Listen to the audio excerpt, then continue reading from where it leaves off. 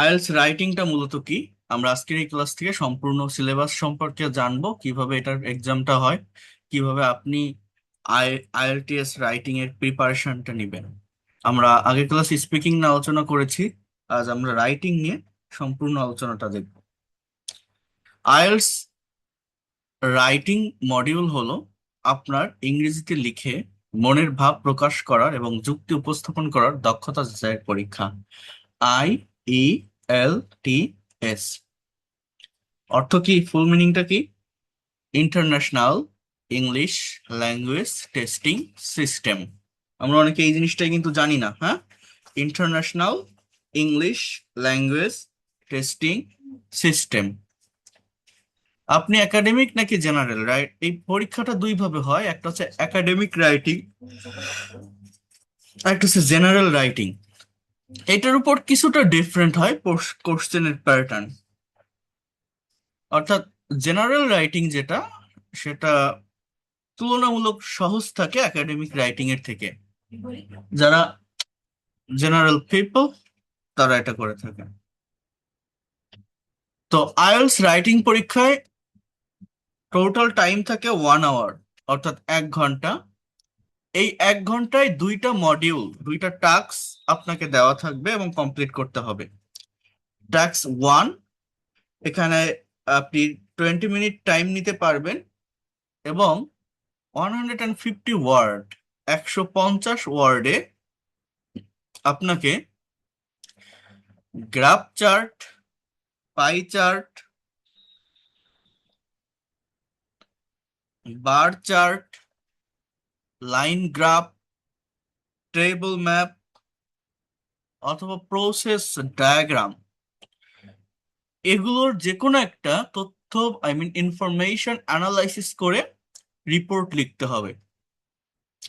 এখানে কিন্তু নিজের মতামত দেওয়ার কোনো সুযোগ নেই। আপনার সামনে একটা পিকচার থাকবে, সেটা বার চার্টের হতে পারে, পাই চার্টের হতে পারে, গ্রাফ চার্টের হতে পারে, বা কিছু ইনফরমেশন থাকবে। সেই ইনফরমেশন গুলোকে আপনার ডেসক্রাইব করতে হবে।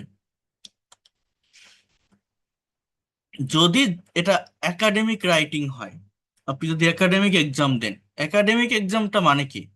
যারা বিদেশে লেখাপড়ার উদ্দেশ্যে যাচ্ছেন আইএলটিএস এক্সাম দিয়ে, মাস্টার্স করবেন, পিএইচডি করবেন, অনার্স করবেন, একাডেমিক কাজের জন্য যারা যাচ্ছেন, আর যারা জেনারেল এক্সাম দিবেন, তাদের এই জায়গাটাতে ফর্মাল, ইনফর্মাল বা সেমি ফর্মাল লেটার লিখতে বলা হয়। অর্থাৎ আমরা যে অ্যাপ্লিকেশন লিখি না, অ্যাপ্লিকেশন আবেদনপত্র, এইটা, অথবা চিঠি, ফর্মাল লেটার অথবা ইনফর্মাল লেটার, মানে চিঠি অথবা আবেদন। এই, তার মানে জেনারেল রাইটিংটা তুলনামূলক সহজ। টাস্ক 2 যেটি, এখানে 20 মিনিটস এর মতো টাইমটা নেওয়া হয় বা আপনি নিতে পারবেন। এখানে একাডেমিক এবং জেনারেল রাইটিং এর জন্য আপনাকে একটি এসে, অর্থাৎ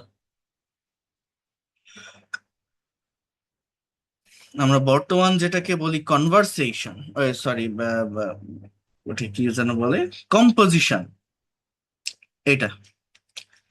সো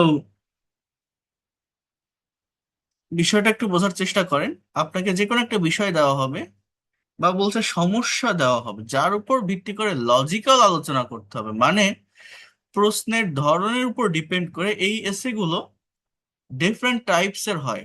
অপিনিয়ন ভিত্তিক, ডিসকাশন ভিত্তিক, প্রবলেম অ্যান্ড সলিউশন ভিত্তিক, অ্যাডভান্টেজেস অ্যান্ড ডিসঅ্যাডভান্টেজেস ভিত্তিক, ডাইরেক্ট বা ডাবল কোশ্চেন, এই বিষয়গুলো এখানে থাকে। এবার বলছে রাইটিং এ ব্যান্ড স্কোর কিভাবে হিসাব করা হয়। আইএলটিএস রাইটিং এ ব্যান্ড স্কোরটা কিভাবে হিসাব করা হয়? পরীক্ষকরা আপনার লেখাকে 4টি মানদণ্ড, ক্রাইটেরিয়ার উপর ভিত্তি করে মূল্যায়ন করেন। প্রতিটি মানদণ্ড মোট স্কোরের 25% বহন করে। যেমন ট্যাক্স অ্যাচিভমেন্ট, ট্যাক্স 1, অথবা ট্যাক্স রেসপন্স, ট্যাক্স 2। আপনি প্রশ্নে যা চাওয়া হয়েছে তার সঠিক ও সম্পূর্ণ উত্তর দিয়েছেন কিনা। মানে কোশ্চেন কিন্তু দুইটা থাকবে, কোশ্চেন দুইটা থাকবে, বাট আপনার উত্তরটা মানে আপনি কত মার্ক সেখান থেকে গ্যাদার করছেন, অ্যাচিভ করছেন, সেইটা মেইনলি চারটা ক্রাইটেরিয়ার উপর ডিপেন্ড করা হয়। যে কোশ্চেনটা আপনাকে দিয়েছে আপনি ঠিক ওইটারই আনসার দিছেন কিনা, দ্যাট ইজ পার্ট ওয়ান, এবং সেটার কমপ্লিট আনসার দিছেন কিনা এইটার উপর ডিপেন্ড করে একটা মার্ক দেওয়া হয়।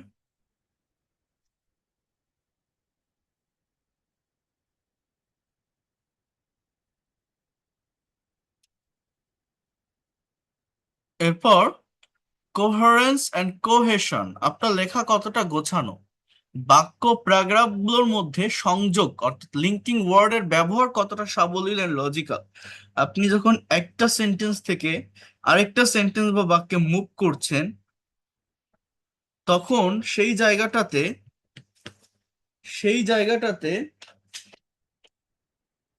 একটার সাথে আরেকটা সেন্টেন্স কানেক্ট হচ্ছে কিনা। একটা সেন্টেন্স যেটা আপনি আগে লিখে আসছেন, সেই সেন্টেন্স বা বাক্যের সাথে পরবর্তী সেন্টেন্স বা বাক্যের সংযোগটা আছে কিনা। একটা বাক্যের সাপোর্টে আরেকটা বাক্য লিখতে হয়। লেক্সিক্যাল রিসোর্স, তাহলে 2 নম্বর ক্রাইটেরিয়াটা কি, আইএলটিএস রাইটিং এ মার্ক বা মানে মানদণ্ডটা কিভাবে তারা নির্ধারণ করে।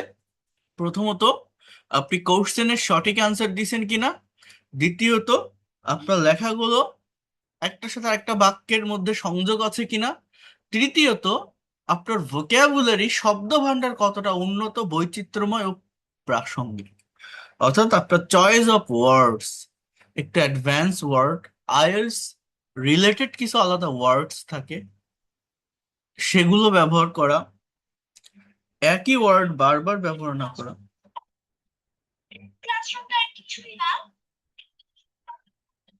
একই ওয়ার্ড বারবার ব্যবহার না করা। সো এই বিষয়গুলোকে আপনার বুঝতে হবে। এরপর হচ্ছে গ্রামাটিক্যাল রেঞ্জ অ্যান্ড অ্যাকিউরেসি, আপনি কতটা নির্ভুল গ্রামার ব্যবহার করছেন এবং আপনার বাক্যের গঠন কতটা বৈচিত্র্য, সিম্পল, কম্পাউন্ড, কমপ্লেক্স সেন্টেন্স আছে, সেটা এখানে দেখা হয়। খুবই ভালোভাবে বোঝেন কিন্তু এটা সিলেবাসটা, যে আইএলটিএস রাইটিং টাস্কের যে মার্ক সেটা কিভাবে দেওয়া হয় এই চারটা পয়েন্টের উপর ভিত্তি করে: tax achievement or tax response, coherence and cohesion, lexical resource, grammatical range and accuracy. ওকে, এখানে বলছে যে মোট স্কোরে ট্যাক্স টু এর গুরুত্ব ট্যাক্স ওয়ান এর চেয়ে দ্বিগুণ। ট্যাক্স টু তে 250 ওয়ার্ডস এর ব্যবহার করতে হয়, 40 মিনিট টাইম থাকে। ট্যাক্স ওয়ান 150 ওয়ার্ডের ব্যবহার করতে হয়, 20 মিনিটের টাইম থাকে। মোট রাইটিং স্কোরে 33%, মোট রাইটিং এ স্কোরে 67%। কিভাবে উত্তর করলে ভালো করা যায়? প্রথমত আপনাকে প্রশ্ন বুঝতে হবে, সেই অনুযায়ী একটা আউটলাইন করতে হবে, সঠিক স্ট্রাকচার মেনটেন করতে হবে, প্যারাফ্রেজিং করতে হবে, লিঙ্কিং ওয়ার্ডস এর ব্যবহার করতে হবে। এই লিঙ্কিং ওয়ার্ডস এর উপর অনেক ক্লাস আছে, আমি দেখাবো। শব্দ সময়ও শব্দ সংখ্যার দিকে খেয়াল রাখতে হবে, যেমন ট্যাক্স ওয়ানে 150 ওয়ার্ডের বেশি কোনোভাবেই করা যাবে না। ট্যাক্স টুতে 250 ওয়ার্ডের বেশি করা যেতে পারে, বাট কম করলে আবার মার্ক অনেক কমে যাবে। এইটা ব্রেন রাখতে হবে।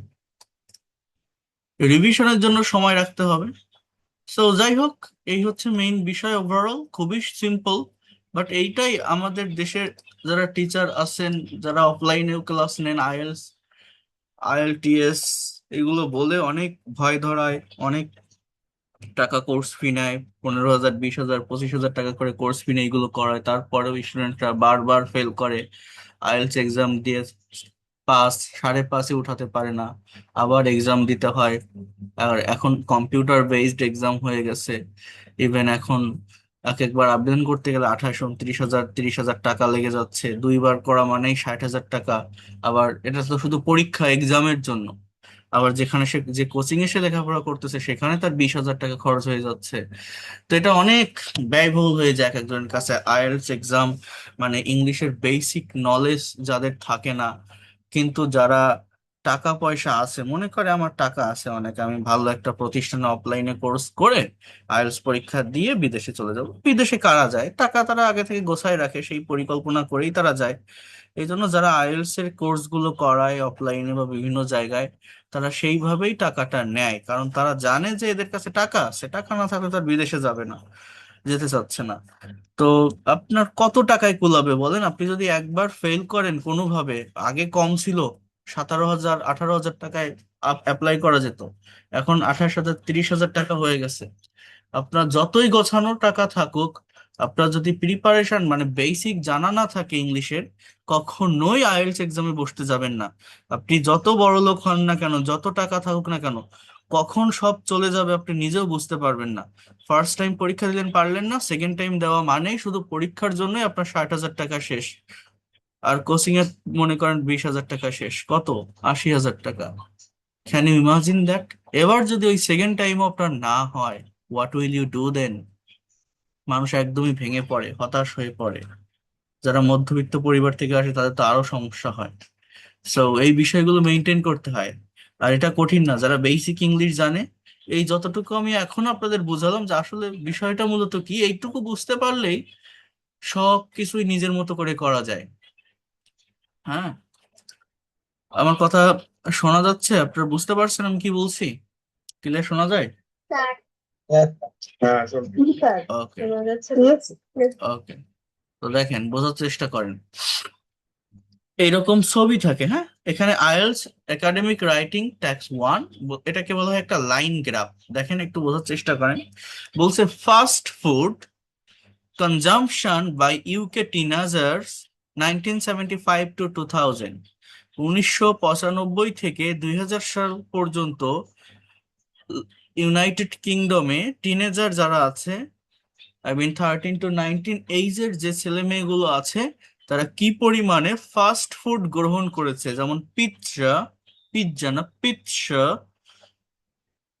ফিশ অ্যান্ড চিপস, হ্যামবার্গার্স, এই ধরনের কিছু খাবার। পিৎজা যেগুলো আছে সেগুলো হচ্ছে আপনার এই যে ব্লু কালার দেওয়া দেখেন, হ্যামবার্গার্স গুলো রেড কালার দেওয়া, এবং ফিশ অ্যান্ড চিপস এটা এই যে গ্রিন কালার দিয়ে করা।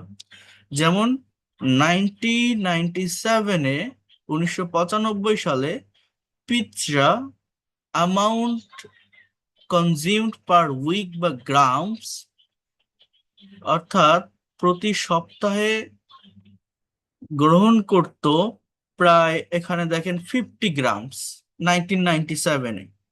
সেটা 1995-এ এসে হয়েছে, বা এটাকে 2001 2 3 4 5, 1 2 3 4 5, সেটা 1995-এ এসে হয়েছে প্রায় 500 গ্রাম। এরপর এই যে হ্যামবার্গার্স, এটা 1995-এ 100 গ্রামের মতো গ্রহণ করতো প্রতি সপ্তাহে ইউকের টিনেজার্স যারা আছেন তারা। 1995-এ সেটা হয়েছে 400 গ্রাম।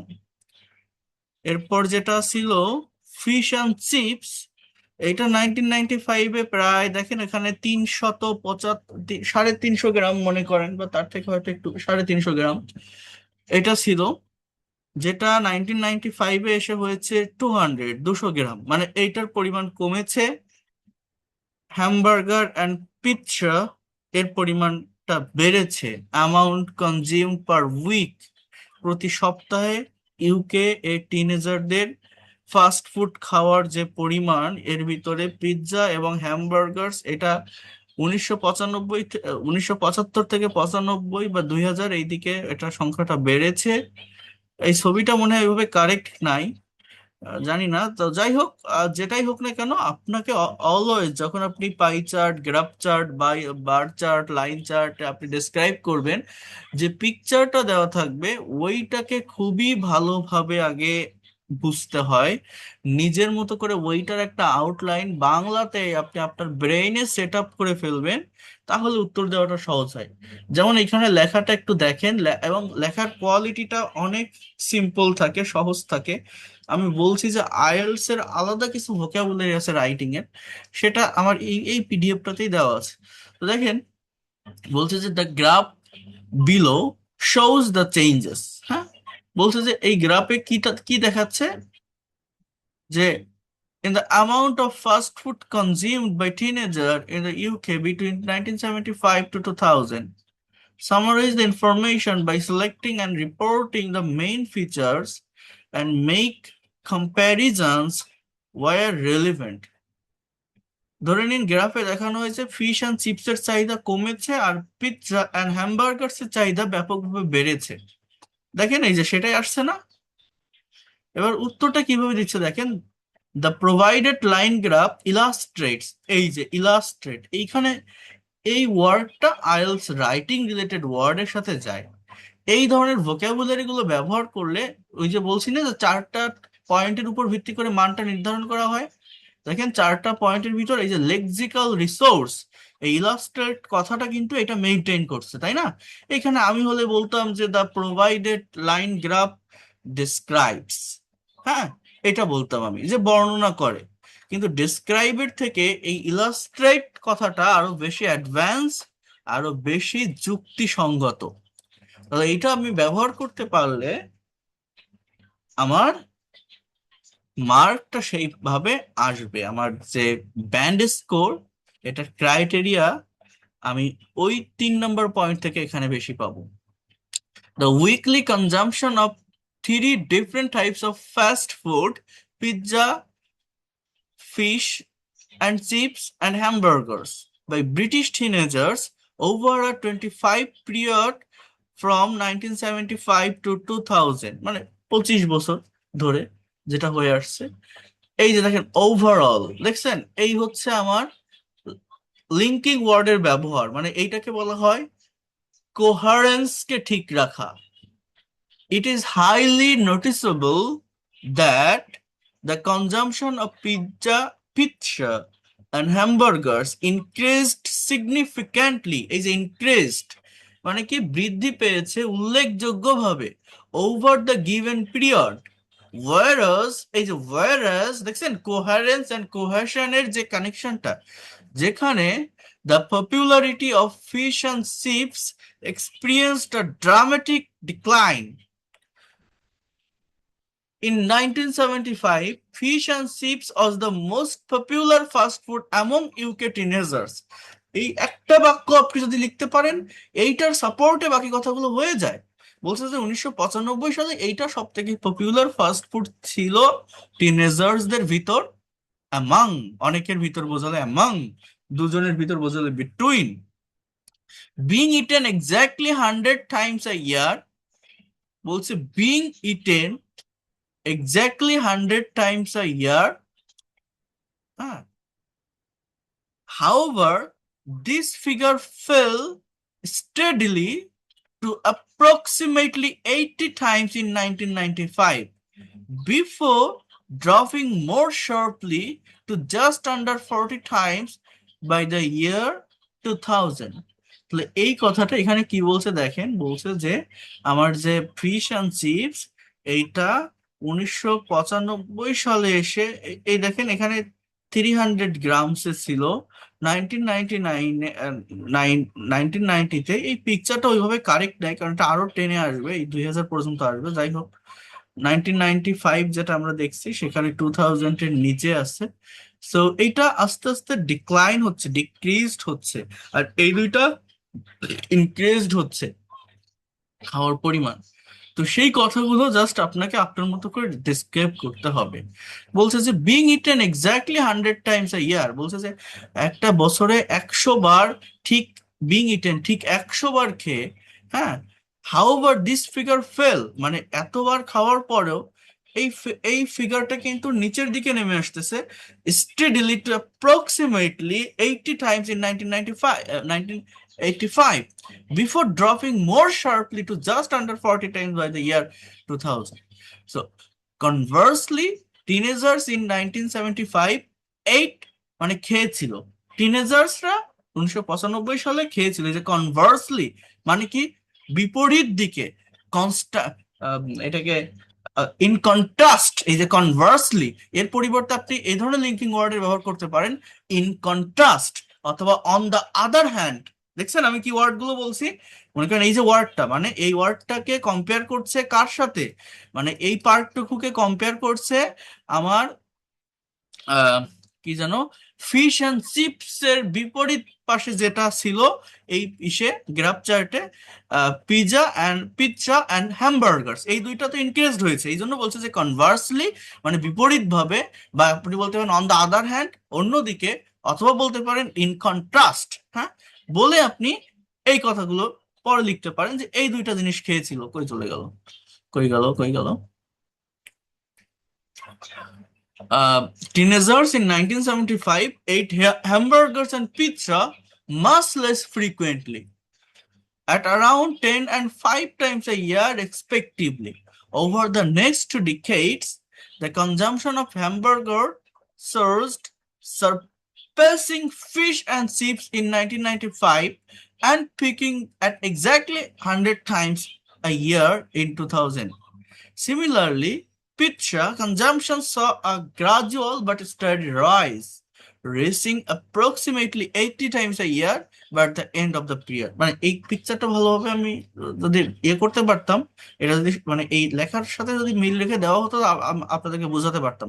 বাট আশা করি আপনারা যেটা দেখছেন বা যেটা বুঝছেন, এটা খুবই সহজ একটা বিষয়, একদমই কঠিন না। আপনি 4-5টা চার্টের উপর প্র্যাকটিস করেন রাইটিং, কেউ আপনাকে আটকায় রাখতে পারবে না, অনেক সহজে এই জায়গাটার মার্কটা এখানে 33% মার্ক আসে এটা কমপ্লিট করতে পারলে। রাইটিং ট্যাক্সের 33% মার্কটা এখান থেকে দেয়, রাইটিং ট্যাক্স 2-তে বেশি মার্ক যদিও, তারপরও এইটার একটা কমপ্লিট মার্ক পাওয়া যায়। ইভেন এইটাতে যে লিখতে এখানে 20 মিনিট টাইম নেওয়া হচ্ছে, এখানে যেটা দেওয়া আছে মার্কিং ক্রাইটেরিয়া, এই 20 মিনিটেরও কম সময় এটা লেখা যায়।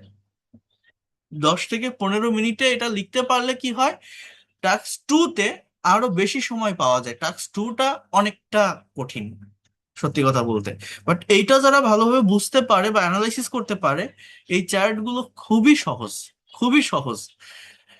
এখানে অ্যানালাইসিস দিচ্ছে দেখেন, ট্যাক্স অ্যাচিভমেন্ট, প্রশ্ন যা চাওয়া হয়েছে তার পুরোটাই এখানে কাভার করা হয়েছে, কোনো ব্যক্তিগত মতামত দেওয়া হয়নি, শুধু ডেটা রিপোর্ট করা হয়েছে। মানে এইখানে যা লেখা আছে আপনি সেই রিপোর্টটা এখানে করবেন যে এই চার্টটা কি ইলাস্ট্রেট করছে।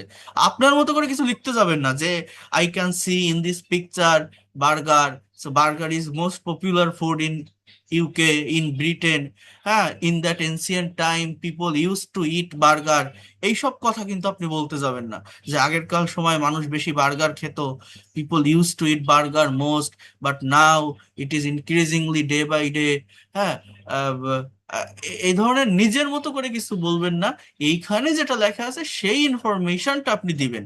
তো সেটা এখানে বলছে। এরপর ইন্ট্রোডাকশন, প্যারাফ্রেজিং এর মাধ্যমে এগুলো লেখা।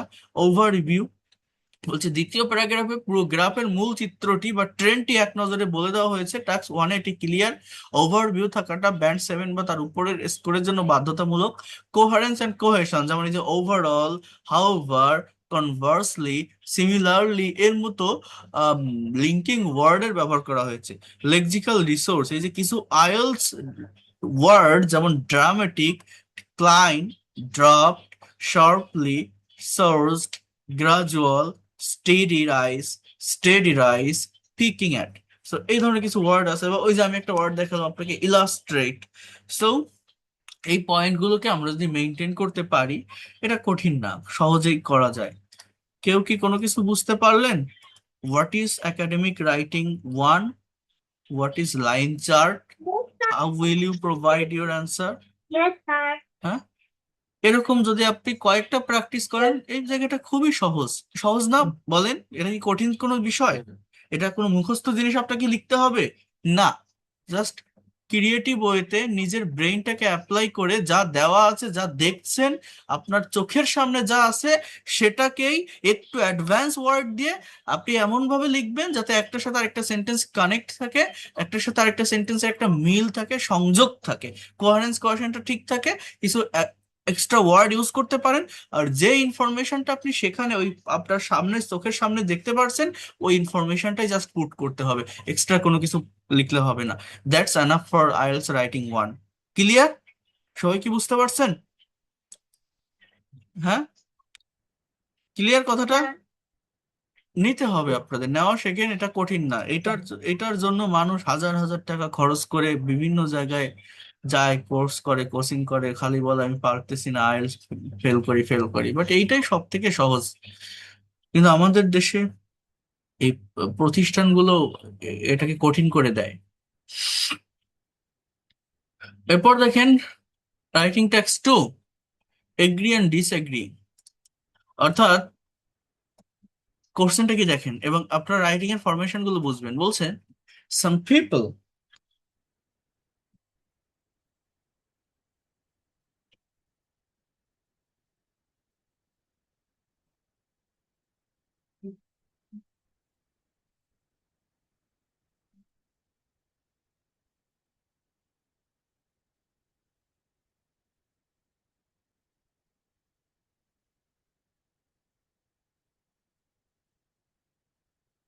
দেখেন বলছে সাম পিপল বিলিভ দ্যাট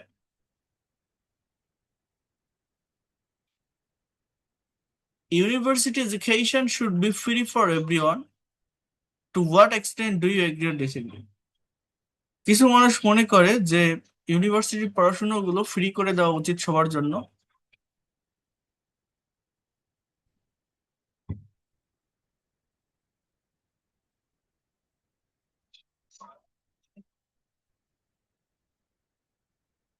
তো দেখেন বলছে, কোশ্চেনটা আশা করি বুঝতে পারছেন। Some people believe that university education should be free for everyone, to what extent do you agree or disagree. এখানে যে অ্যান্সারটা দেওয়া আছে যে আপনি এটার উপর যে এগ্রি ডিসএগ্রি করবেন। আমরা যদি অ্যান্সারটা আগে একটু দেখি, অ্যানালাইসিস করি। The debate over whether university education should be free for all students has gained significant attention in recent years. While some argue that abolishing tuition fees would create a more equal society, I somewhat disagree with this notion, as the economic burden on the government and the potential de-evaluation of higher education outweigh the benefits. On the one hand, providing free tertiary education ensures equal opportunities for everyone, regardless of their socioeconomic background. Many talented students from low-income families are often deterred from pursuing higher education due to exorbitant tuition fees. Exorbitant.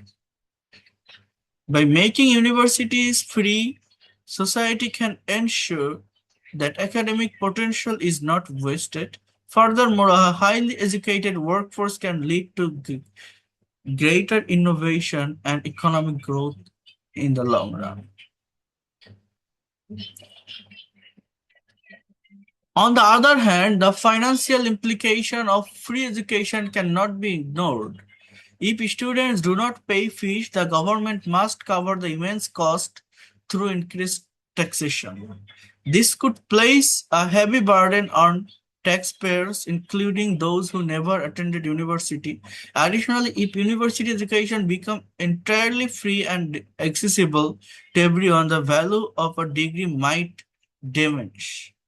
A surge in the number of graduates could lead to an oversaturated job market, where having a degree is no longer a distinct advantage, ultimately resulting in higher rates of graduate unemployment. In conclusion, although free university education could promote society equality and provide opportunities for the unprivileged, I believed that the negative consequences, such as severe economic strain on the state and the devaluation of degrees, make it an impractical policy. Instead, government should focus on providing a scholarship and financial aid to those who genuinely need it. The কোশ্চেনটা ছিল যে some people believe that university education should be free for everyone. To what extent do you agree or disagree? এখানে দুটো কথাই সে বলছে, কথা বোঝেন কিভাবে অ্যান্সারটা করলো। দেখেন এখানে দুটো কথাই বলছে যে কিছু মানুষ বিশ্বাস করে ইউনিভার্সিটির এডুকেশনটাকে ফ্রি করে দেওয়া উচিত। এখানে যে অ্যান্সারটা দিয়েছে, অ্যান্সারে কি বলছে দেখছেন? অ্যান্সারে বলছে যে আমি মনে করি ইউনিভার্সিটি এডুকেশনটাকে ফ্রি করে দেওয়া উচিত, তাহলে যারা লোয়ার ক্লাস পিপল তারাও সমান সুযোগ পাবে লেখাপড়ার ক্ষেত্রে, এবং তারা ভালো একটা হায়ার ডিগ্রি তারা অর্জন করতে পারবে, যে সুযোগটা অনেকেই পায় না, অনেকের পক্ষে সম্ভব হয় না টাকা পয়সা না থাকার কারণে। সে আবারও ওই কথাটা বলছে যে অন দ্য আদার হ্যান্ড এটা করলে সরকারের উপর অনেক চাপ তৈরি হতে পারে, কারণ সরকার যখন এই খরচটা বহন করে প্রতিটা স্টুডেন্টের জন্য, তখন সেটা রাষ্ট্রের জন্য অনেক বড় একটা খরচ, ইমেন্স কস্ট। যারা ট্যাক্স পে করে থাকে গভর্নমেন্টকে, তাদের উপরেও বড় একটা বার্ডেন বা বোঝা হয়ে যায় এখানে। যেমন পাবলিক ইউনিভার্সিটি গুলো, মোস্ট অফ দা বাজেট সেটা তো গভর্নমেন্টের টাকায় চলে, প্রাইভেট ইউনিভার্সিটি গুলোতে অনেক বেশি কস্টলি, আপনারা জানেন তো। সব যদি ফ্রি করে দেয় সেখানে এই এই প্রবলেমটা তৈরি হয়। এছাড়া ডিগ্রির যে ভ্যালু, প্রতিটা ডিগ্রির যে মূল্য, সেটা কমে যায়, সেটা কমে যায়। এবং এখানে আরো কিছু কথা বলছে, অনেক বেশি স্টুডেন্ট ফ্রিতে করলে তো তারা লেখাপড়ার সুযোগ পেয়ে যাচ্ছে, গ্রাজুয়েট হয়ে যাচ্ছে, বাট আলটিমেটলি তারা আনএমপ্লয়মেন্ট অর্থাৎ বেকার থেকে যাচ্ছে, শিক্ষিত হয়ে বেকার থেকে যাচ্ছে। এই প্রবলেমগুলো তৈরি হয়। তার মানে দুটো কথাই কিন্তু সে বলছে যে হ্যাঁ, আমি মনে করি যে এটা একদিক থেকে ফ্রি করা উচিত, তাহলে গরিব যারা আছে, লোয়ার ক্লাস পিপল যারা আছে, তারা প্রত্যেকে লেখাপড়ার সুযোগ পাবে, ইউনিভার্সিটিতে পড়তে পারবে। আবার যদি সেটা করা হয় তাহলে এই প্রবলেম হতে পারে। এরপরে যে লাস্টের যে পার্ট, ইন কনক্লুশন, বলছে although free university education could promote social equality, যদিও এটা সোশ্যাল ইকুয়ালিটিটা প্রমোটস করে and provide opportunities for the unprivileged, I believe that the negative consequences such as severe economic strain on the state and the devaluation of degree make it an impractical policy. I hope you have understood that. তার মানে সে কিন্তু positive সাইডের থেকে negative সাইডটাকে বেশি গুরুত্ব দিয়েছে, যে free করলে প্রবলেমটা বেশি। এরপর সে লাস্টের পয়েন্টটা কি, যে তার অপিনিয়নটা কি, Instead, government should focus on providing a scholarship and financial aid to those who genuinely need it. বলছে যে এইটার পরিবর্তে সরকারের এটা করা উচিত, ফোকাস করা উচিত যারা ব্রিলিয়ান্ট, যারা জেনুইনলি, যাদের এটা দরকার, তাদেরকে স্কলারশিপ দেওয়া উচিত, ফুল ফান্ডেড স্কলারশিপ হোক বা ফিনান্সিয়াল সাপোর্ট হোক, সেটা সেভাবে বেছে দেওয়া উচিত। সেই কথাটা বলছি। তাহলে দেখেন এই উত্তরটি পারফেক্ট 8+ ব্যান্ড স্কোর স্যাম্পল। কেন?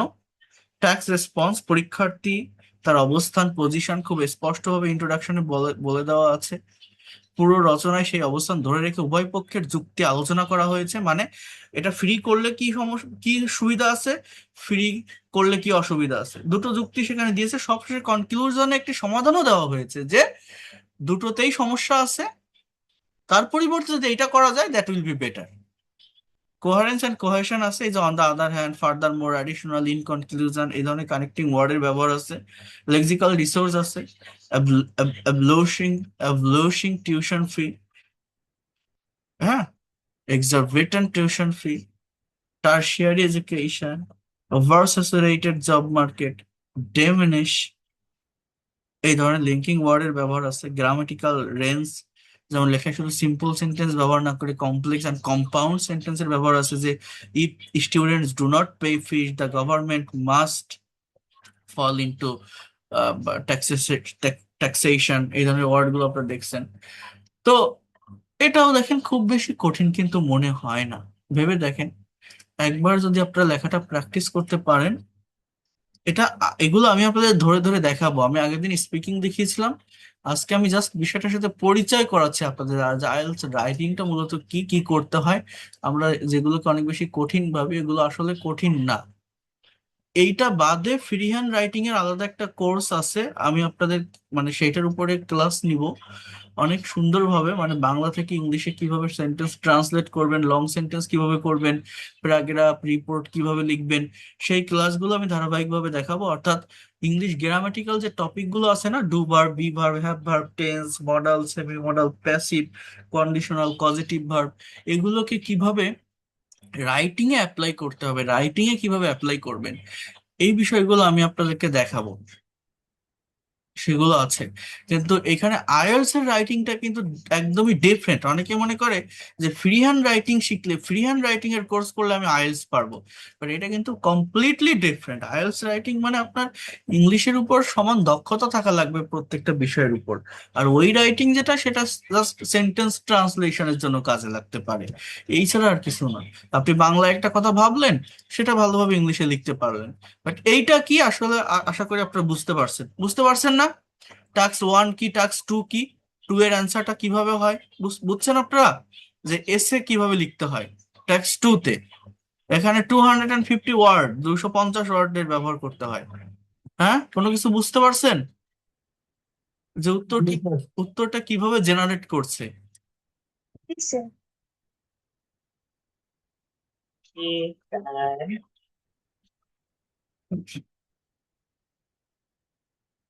এখানে আরেকটা কথা বলছে, দেখেন আইএলটিএস একাডেমিক রাইটিং টাস্ক 1, এটা হচ্ছে বার চার্ট। মানে বার চার্টের চেহারাটা এরকম, এর আগে যেটা দেখছেন লাইন চার্ট, আমি আরো কয়েকটা একটু চেহারা দেখাই আপনাদের। দেখেন এটা হচ্ছে প্রসেস ডায়াগ্রাম।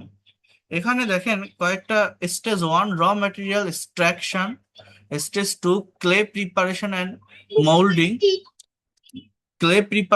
মোল্ডিং, দেখেন বোঝার চেষ্টা করেন। Stage 3 drying, stage 4 firing and packaging. মানে এখানে ইট তৈরি করছে, ব্রিক্স যেটাকে বলা হয় ইট। এই ইট তৈরি করার প্রসেসটা কি, প্রথমে মাটি কাটা লাগে, সেটাকে প্রিপেয়ার করা লাগে, সেটাকে ফ্রেমে দেওয়ার পর শুকানো লাগে, তারপর আগুনে পুড়িয়ে প্যাকেজিং করে সেটাকে সাপ্লাই করা হয়। এইটা ইট তৈরির কৌশল, এটাকে বলা হয় প্রসেস ডায়াগ্রাম। তো এই ছবিতে যেটা দেখবেন সেটাই আপনাকে জাস্ট এখানে লিখতে হবে। The provided diagram illustrates the step-by-step process of producing bricks for the construction industry. Overall, is a linking word ব্যবহার, it is clear that brick manufacturing is a linear process comprising 7 distinct stages, beginning with the excavation of rock clay and culminating in the delivery of the finished product to customers. In the first stage of the process, a large digger is used to extract clay from the earth. This rock clay is then placed onto a metal grid which filters out large chunks before passing through a roller to be broken down into a fine powder. Following this, sand and water are added to the clay mixture to improve its consistency. Once the mixture is ready, it is shaped into bricks using on to of two methods.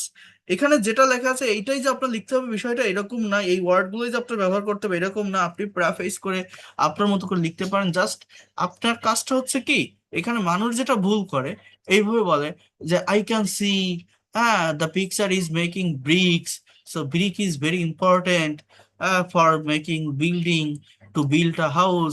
মানে এই ধরনের কথা বলবেন না নিজের মতো করে, মানে জাস্ট যে ছবিটা আপনি দেখছেন ওইটা বর্ণনা করেন, ওইটা মানে আপনার মতো করে আপনি বাড়াতে যাবেন না যে brick is needed to build a building.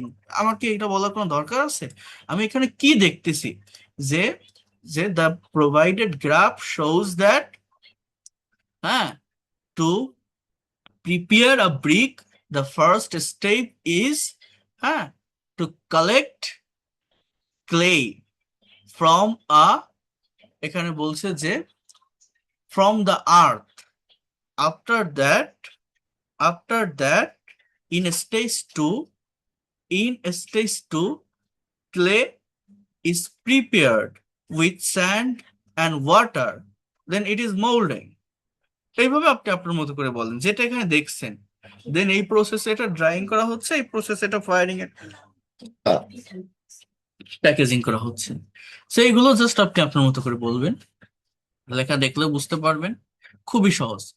এখানে রাইটিং টেক্সট 2 অপিনিয়ন রিলেটেড একটা এসে বলছে, some people think that computers and the internet are more important in children's study than teachers.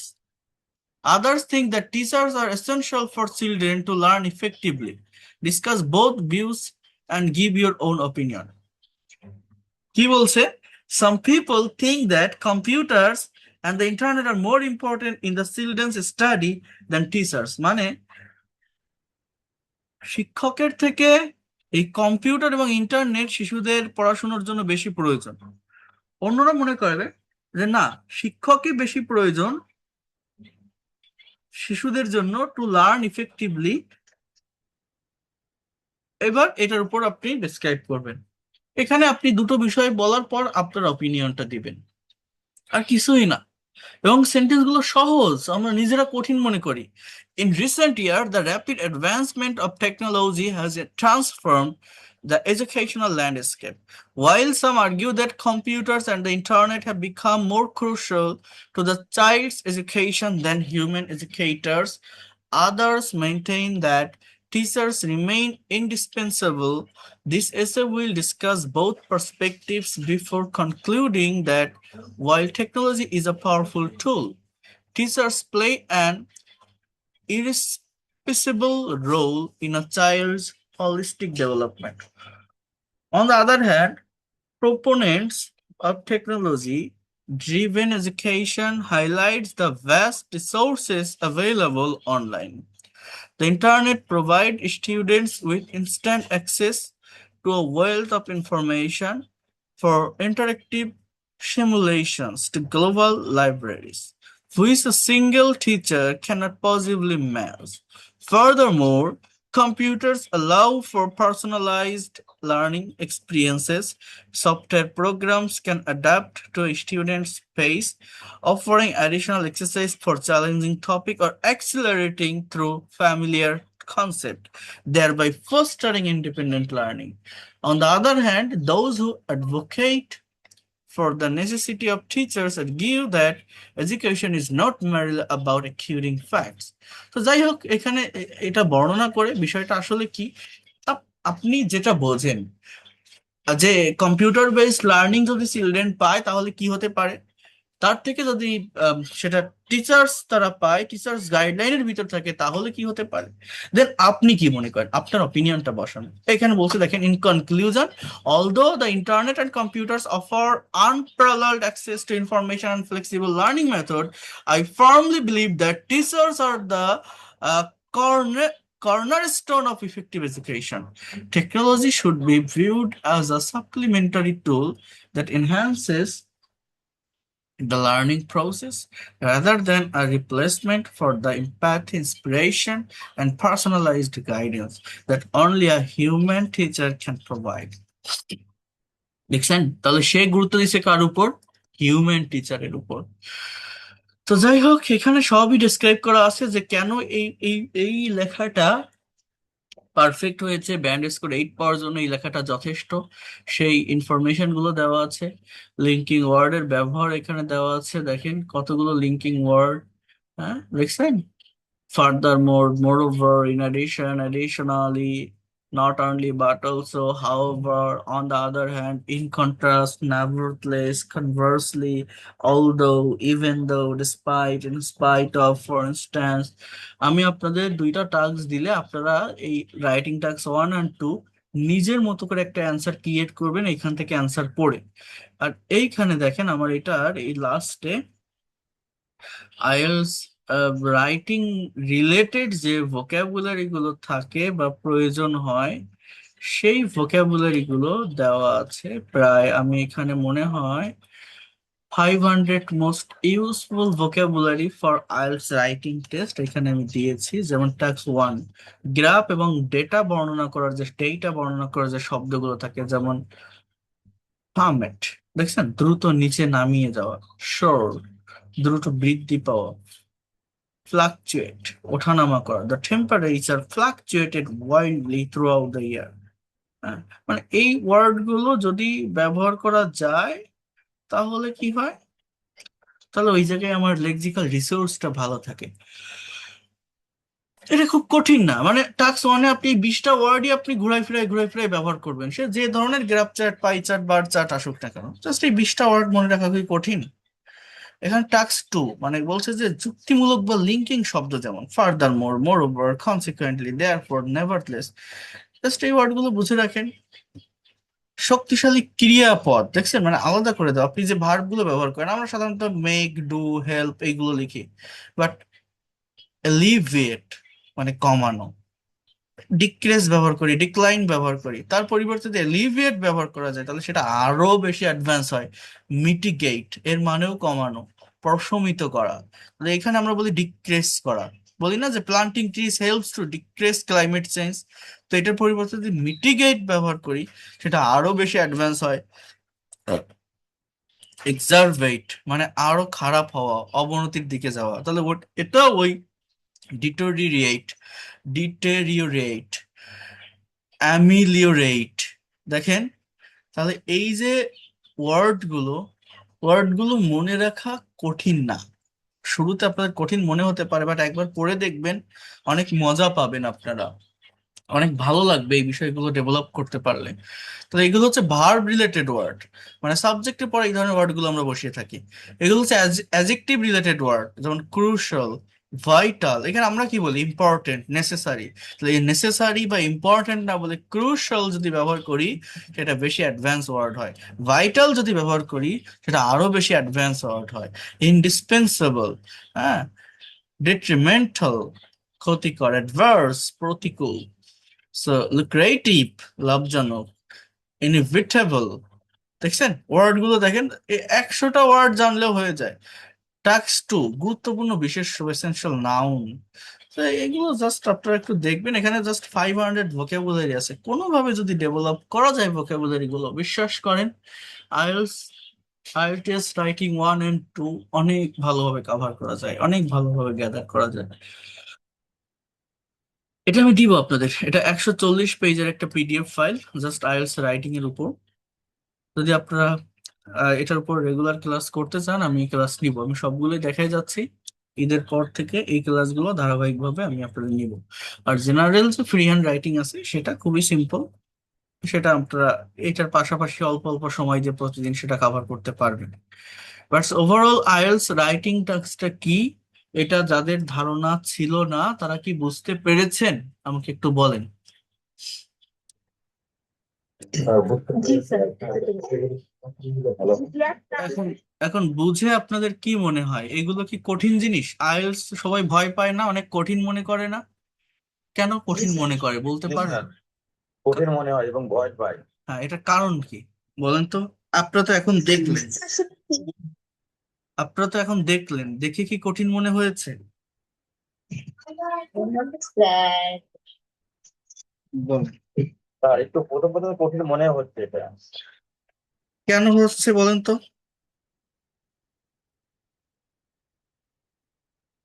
এটা জাস্ট আপনার ওই কেন স্যার এটা ডিবেট টাইপের, ডিফারেন্ট ওয়ার্ড মিনিং গুলোর ওয়ার্ড। হ্যাঁ আমি ওটা সেটা তো ওয়ার্ড আছে, অর্থ বহ। সেটা তো আছে, বাট জি স্যার, যার এটাই।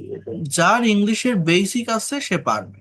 বেসিক ভালো থাকলে সে পারবে, মানে যে মোটামুটি লিখতে পারে, যে টেন্স বোঝে, যে পার্টস অফ স্পিচ বোঝে। যারা জাস্ট এই টেন্স, পার্টস অফ স্পিচ, এই জেনারেল বিষয়গুলো যারা জানে, মোটামুটি নিজের মতো একটা প্যারাগ্রাফ লিখতে পারে, 4 লাইন 5 লাইন ইংলিশে কথা বলতে পারে, সে এগুলো পারবে। আর বেসিক একদম দুর্বল থাকলে এটা কঠিন হয়ে যাবে। বুঝতে পারছেন?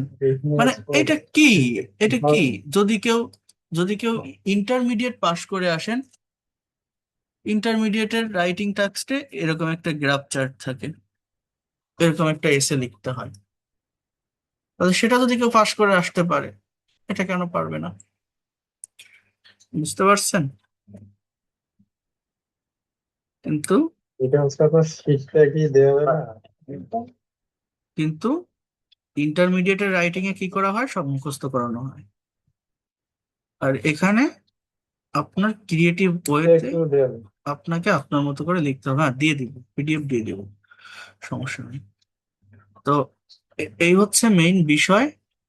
আপনাদের আমি রাইটিং এর জন্য আহ, দুটো কোশ্চেন দিলে আপনারা চেষ্টা করবেন এটা নিজেদের মতো করে অ্যান্সার লেখার। আর তাহলে স্পিকিং বলতে হবে সোমবার, এর পরে কপি ক্লাস স্যার। সোমবার। আর স্পিকিং এর জন্য লাস্ট যে বিষয়গুলো আমি দেখিয়েছিলাম যে স্পিকিং গুলো কিভাবে করতে হয়, আপনারা মানে প্যাসেজ থেকে ভার্ব গুলোকে ধরার চেষ্টা করেন, ভার্ব গুলোকে দেখার চেষ্টা করেন। এটা কি কেউ করেছিলেন বা দেখেছিলেন আপনারা? কোনো কিছু তৈরি করার চেষ্টা করেছেন? স্যার দেখেছিলাম কিন্তু কথা বলতে গেলে তার কথা বলতে সবার